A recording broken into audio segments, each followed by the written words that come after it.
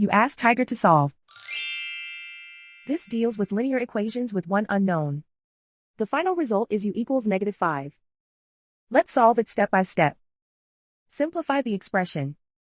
Expand the parentheses. Simplify the arithmetic. Group all u terms on the left side of the equation. Subtract 2u from both sides.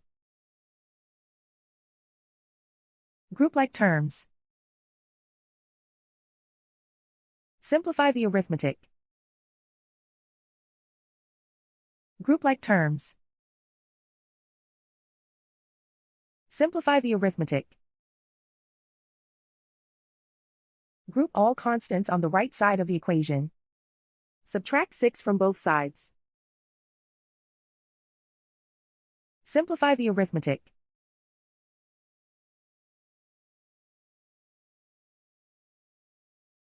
Isolate the u. Divide both sides by 4. Simplify the fraction. Find the greatest common factor of the numerator and denominator. Factor out and cancel the greatest common factor. And so the final result is u equals -5.